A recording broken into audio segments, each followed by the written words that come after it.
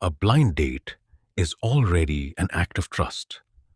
You're agreeing to spend an evening with a stranger, often based on nothing more than a few messages, a matchmaking show, or a mutual friend's recommendation. Most of the time, that trust is completely fine to extend. But three real documented cases prove exactly how catastrophically wrong it can go when the stranger on the other side isn't who they appear to be. Tonight, a national television dating show that unknowingly matched a bachelorette with an active serial killer, and the gut feeling that may have saved her life. A conman who pioneered using the early internet to lure victims into dates that ended in murder, decades before anyone thought to worry about meeting strangers online. And a modern dating app predator whose spree finally ended only because one of his intended victims refused to stop fighting. Every detail in this video is documented.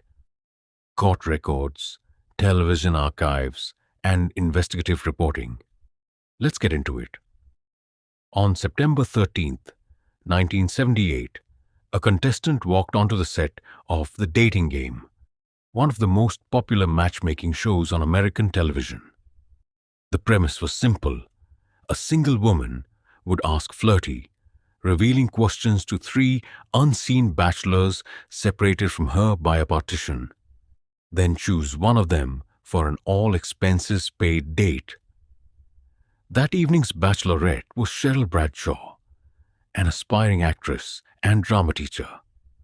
Sitting behind the partition as bachelor number one was a man introduced to the audience as a successful photographer who enjoyed skydiving and motorcycling in his spare time. His name was Rodney Alcala.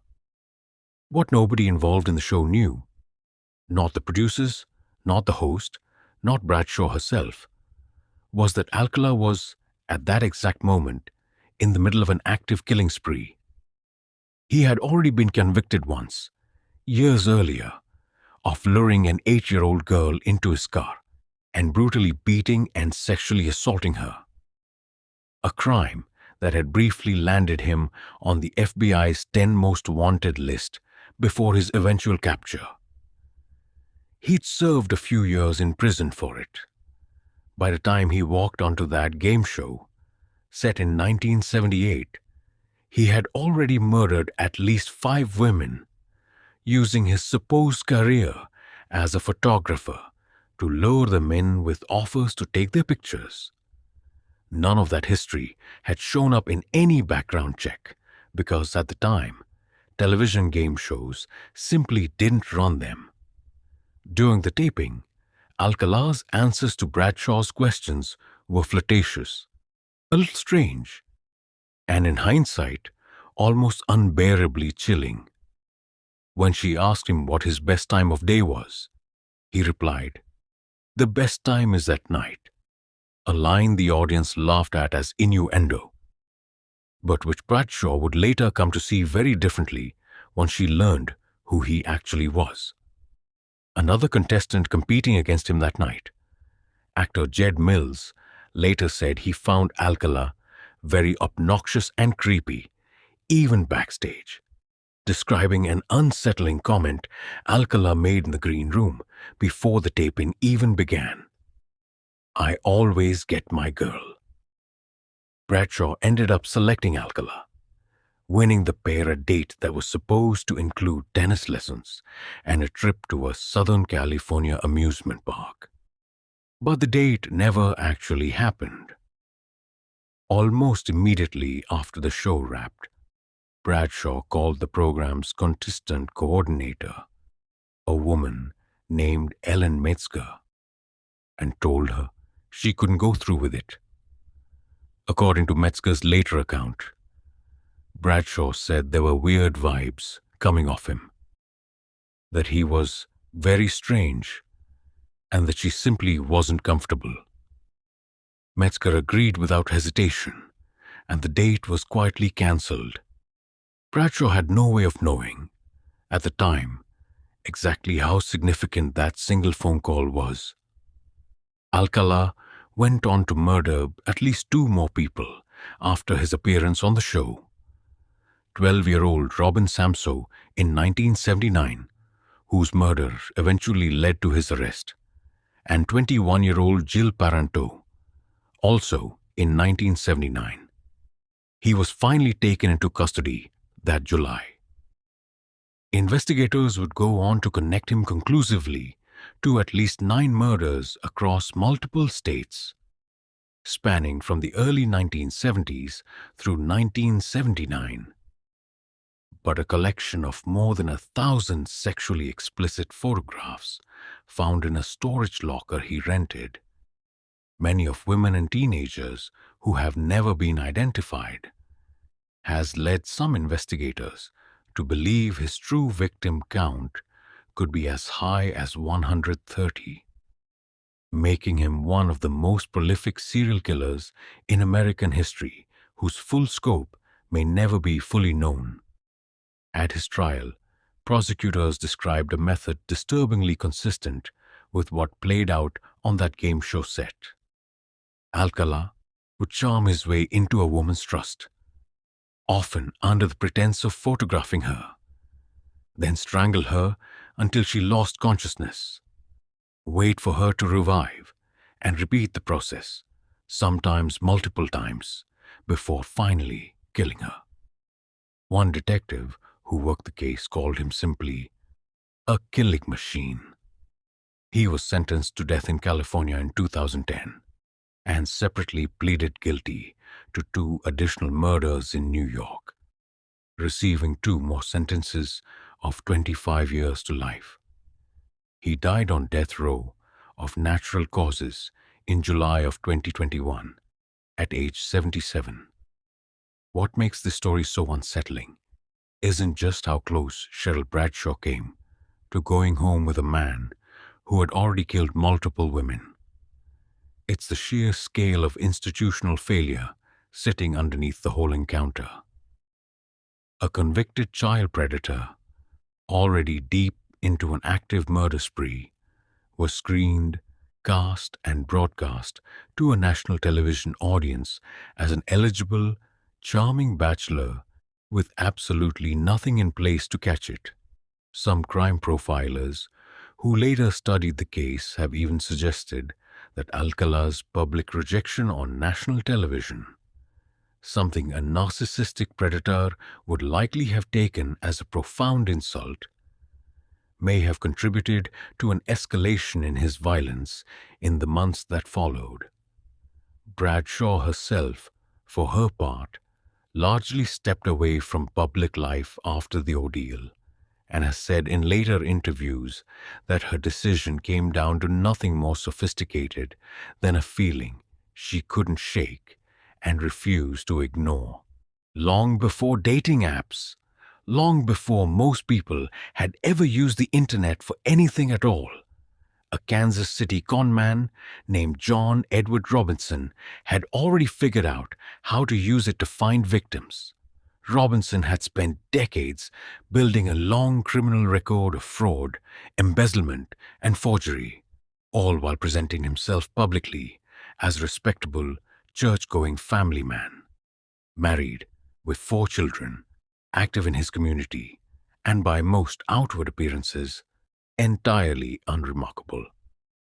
Behind that facade, he had also developed a secret interest in BDSM, and by the early 1990s, as home internet access began spreading into American households, he found in early online chat rooms exactly the tool he needed to combine both sides of his double life. Adopting the screen name Slave Master, Robinson began frequenting online forums dedicated to BDSM and alternative lifestyles, presenting himself as a wealthy, dominant businessman looking for women interested in submissive relationships. It was, in effect, an early version of online dating. Private messages, promises of connection, arrangements to meet in person, happening at a moment when almost nobody understood the internet well enough to be suspicious of it. Robinson understood exactly how much cover that unfamiliarity gave him. His pattern repeated with disturbing consistency. In 1994, he made contact with a woman named Sheila Faith and her 15-year-old daughter, Debbie, who used a wheelchair due to spina bifida. Presenting himself as a wealthy philanthropist, Robinson offered to cover Debbie's medical expenses and give Sheila a job, convincing the pair to relocate from California to Kansas City. They disappeared almost immediately after arriving. Robinson continued quietly cashing Sheila's pension checks for the next 7 years. Apparently, without anyone noticing, the mother and daughter had vanished. In 1999, Robinson made contact with the 21-year-old Polish immigrant named Izabela Lewica, living in Indiana, offering her a job and what he described as a formal bondage relationship. When she relocated to Kansas City to be with him, Robinson, still legally married to his wife at the time, gave her an engagement ring and even took her to a county registrar to pay for a marriage license. She too disappeared not long after. Another victim, a Michigan woman named Suzette Truten, agreed to Robinson's terms and moved to Kansas after he offered her a formal slave contract. She vanished shortly after her arrival as well. In each case, Robinson would go on using the missing women's own email accounts and identities afterward, sending messages to their families to delay anyone realizing they were actually gone. Robinson's earliest known victim predated his internet activity entirely. In 1985, a 19-year-old single mother named Lisa Stasi disappeared along with her 5-month-old daughter after meeting Robinson at a motel where he had arranged to see her.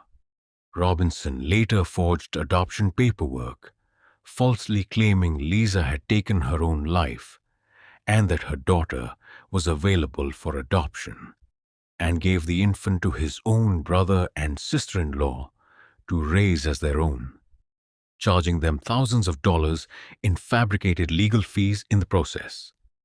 That little girl grew up entirely unaware of her real identity or her mother's fate, until Robinson's arrest 15 years later revealed the truth all at once.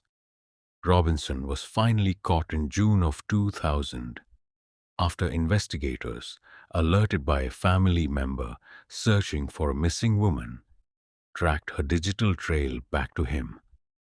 When police searched a storage unit Robinson had rented in Raymore, Missouri, they discovered the remains of 3 women stuffed inside sealed barrels.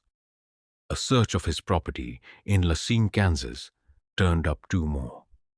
In total, Robinson was found guilty of, or admitted responsibility for, at least 8 murders spanning from 1985 through 2000. And investigators have never ruled out the possibility that there are additional undiscovered victims connected to him. He was sentenced to death in Kansas in 2003 for 3 of the murders, and as part of a later plea deal to avoid the death penalty in Missouri, admitted responsibility for 5 additional killings, receiving multiple life sentences without parole. He remains on death row in Kansas today, having spent decades filing repeated, largely unsuccessful appeals. Robinson is widely regarded by investigators and criminologists as the first documented serial killer to systematically use the internet to identify, groom, and lure his victims. A grim distinction that predates the rise of dating apps, social media, and the broader online dating industry by well over a decade. What makes his case especially unsettling in hindsight is how far ahead of public awareness he was operating. At a time when almost nobody thought to be cautious about meeting someone from an online chat room in person, Robinson had already built an entire, repeatable system for doing exactly that and using it to kill. By the summer of 2018, a 27-year-old man named Danueal Drayton had built a pattern of using popular dating apps to meet women across the East Coast. And, according to investigators, at least one of those meetings had already turned lethal. On July 16, 2018, Drayton met a 29-year-old registered nurse named Samantha Stewart through the dating app Tinder. The two arranged a date, and Stewart brought him back to her home in Springfield Gardens, Queens. At some point during that visit, prosecutors allege Drayton beat and strangled her to death, then sexually assaulted her body afterward. Stewart's brother discovered her the next day, her injuries severe enough that investigators immediately suspected violent strangulation. Drayton allegedly stole her credit cards on his way out and used one of them to book a plane ticket to California, fleeing the state entirely. What investigators didn't yet know was that Stewart's murder wasn't an isolated incident. As NYPD detectives dug deeper into Drayton's background, they connected him through DNA evidence to a separate rape case reported weeks earlier in Brooklyn. A woman who told police she had also met her attacker through Tinder, and that after a date on June 17th, he had choked her unconscious, and she woke to find herself being raped. Investigators also discovered Drayton had been arrested and released without bail only weeks before Stewart's murder on a strangulation charge involving an ex-girlfriend in Nassau County. A case that, in hindsight, represented a missed opportunity to take him off the streets before he escalated further. That ex-girlfriend, a young mother named Zinea Barney, later gave a detailed account of her own relationship with Drayton to reporters. She said their relationship, which began after he messaged her repeatedly on a dating app, initially seemed genuinely promising. Frequent calls, daily visits, what she described as a real connection. But it deteriorated rapidly once she tried to end things after discovering he'd been simultaneously messaging another woman he'd met the same way. Drayton began showing up uninvited outside her home, at one point climbing a ladder up to her window while her young son was inside the room. During their final encounter, Barney said, Drayton strangled her inside her own car. In a moment she later described simply as switching into survivor mode. She managed to release her seatbelt and throw herself out of the moving vehicle's door, escaping just as 3 nearby factory workers noticed the struggle and rushed over, chasing Drayton off before he could reach her again. His final words to her, she said, were a direct threat to kill her. Drayton was eventually tracked to North Hollywood, California, roughly a week after Stewart's murder. There, investigators say he had arranged to meet another woman through a dating app and had been holding her against her will inside her own apartment, where he strangled and sexually assaulted her over the course of the encounter. It was only the arrival of police, responding to the scene mid-assault, that brought that particular attack to an end. Drayton was arrested on the spot, facing charges including attempted murder, rape, and false imprisonment. Once in custody, Drayton reportedly began confessing to investigators that he was responsible for as many as 7 murders across the country, claims police treated with significant skepticism, given the lack of any corroborating evidence for most of them. And given that suspects in high-profile custody situations sometimes falsely claim responsibility for crimes they didn't commit. What could be verified, however, was disturbing enough on its own. A documented pattern, going back years, of Drayton using dating platforms specifically to identify, meet, and then violently attack women, escalating over time from assault to what prosecutors ultimately charged as murder. Drayton was extradited back to New York and formally indicted on charges including second-degree murder, sexual misconduct, and grand larceny in connection with Samantha Stewart's death, facing up to 25 years to life in prison if convicted. Queens District Attorney Melinda Katz, announcing the indictment, said bluntly that the case represented exactly the kind of crime that makes every single person using a dating app afraid. A charming online persona, concealing what she described as an alleged sexual predator underneath. What makes this case particularly significant isn't just the tragedy of Samantha Stewart's death. It's how directly the survivors in this story, particularly Zinea Barney and the woman rescued in North Hollywood, contributed to actually stopping him. Each attack Drayton carried out left behind more evidence, more witnesses, and more women willing to come forward and describe exactly what had happened to them, ultimately building the case that took him off the streets for good.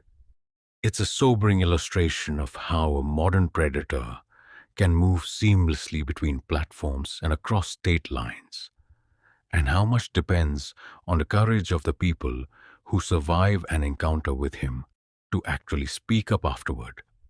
3 stories, separated by decades and by every advance in technology in between. A national television dating show in 1978, an early internet chat room in the 1990s, and a modern smartphone dating app in 2018. And yet the underlying pattern across all 3 barely changes at all. A charming, confident stranger, a carefully built persona designed specifically to earn trust quickly, and in every single case, warning signs that were either invisible to the systems meant to catch them or dismissed by the people around the victims as nothing more than an overactive gut feeling. What separates these 3 stories from each other is what happened in that critical moment of doubt. Cheryl Bradshaw trusted a feeling she couldn't fully explain and simply walked away. John Robinson's victims, tragically, had no equivalent warning system in place at all. An internet nobody yet understood well enough to be cautious about. And in Danueal Drayton's case, it was the survivors themselves, refusing to stay silent after their own encounters, who ultimately built the case that stopped him. The technology connecting strangers for a first date has changed enormously across these 3 stories. From a television partition to a dial-up chat room to a smartphone app that fits in your pocket. What hasn't changed is the basic vulnerability sitting underneath every single one of those platforms. Agreeing to spend time with someone you don't yet know, based largely on trust. For the vast majority of people who do that, every single day, it goes exactly the way it's supposed to. These 3 stories are proof of what happens on the rare occasions it doesn't. If this video got under your skin, hit subscribe. New true stories every week, and let me know in the comments which one of these 3 stories disturbed you the most. See you in the next one.